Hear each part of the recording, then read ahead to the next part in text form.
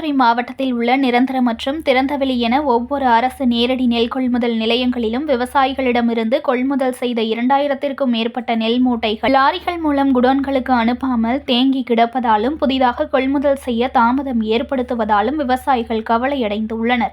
மயிலாடுதுறை மாவட்டத்தில் நடப்பாண்டு 96,000 ஏக்கர் பரப்பளவில் குறுவை நெல் சாகுபடி செய்யப்பட்டு தற்போது அறுவடை நடந்து வருகிறது.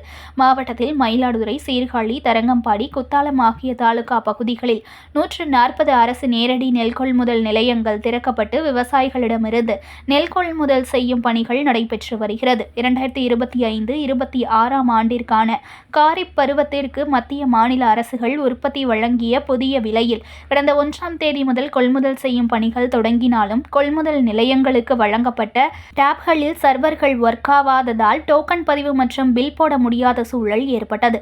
இதனால் மயிலாடுதுறை மாவட்டத்தில் உள்ள நிரந்தர மற்றும் திறந்தவெளி கொள்முதல் நிலையங்களிலும் விவசாயிகள் நெல் மூட்டைகளை கொண்டு வந்து அடுக்கி வைத்துக் கொண்டு இரவு பகலாக காவல் காக்க வேண்டிய சூழல் ஏற்பட்டதோடு தொடர்ந்து அறுவடையும் முழுவீச்சில் நடப்பதால் அனைத்து கொள்முதல் நிலையங்களிலும் நெல் மூட்டைகள் தேங்கி கிடக்கின்றன.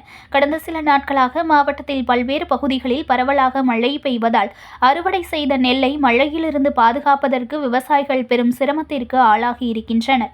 மழை நீடிக்கும் என்று வானிலை ஆய்வு மையம் தெரிவித்திருப்பதால் அறுவடை செய்த நெல்லை மழையில் நனையாமல் உடனடியாக விற்பனை செய்யலாம் என்று கொள்முதல் நிலையங்களுக்கு சென்றால் நாட்கணக்கில் காத்து கிடக்கும் அளவிற்கு நெல் மூட்டைகள் தேங்கி கிடக்கின்றன. ஒவ்வொரு அரசு நேரடி நெல் கொள்முதல் நிலையத்திலும் விவசாயிகளிடமிருந்து கொள்முதல் செய்த 2000க்கும் மேற்பட்ட நெல் மூட்டைகள் குடோன்களுக்கு லாரிகள் மூலம் அனுப்பாமல் தேங்கி கிடப்பதாலும் புதிதாக கொள்முதல் செய்ய தாமதம் ஏற்படுவதாலும் விவசாயிகள் கவலையடைந்துள்ளனர். மாவட்ட நிர்வாகம் மற்றும் நுகர்பொருள் வாணிப கழக அதிகாரிகள் தேங்கி கிடக்கும் நெல் மூட்டைகளை உடனடியாக மாவட்டத்தில் உள்ள Edamanal, Manikkappangu, Mayiladuthurai MRM mill, Chitharkadu godown, Erukkur mill ஆகிய இடங்களுக்கு உடனடியாக இயக்கம் செய்யவும், அரவைக்கு ரயில் மூலம் ஏற்றி அனுப்பி வைத்தும் மழைக்கு முன் விவசாயிகளின் நெல்லை கொள்முதல் செய்ய வேண்டும் என விவசாயிகள் கோரிக்கை விடுத்துள்ளனர்.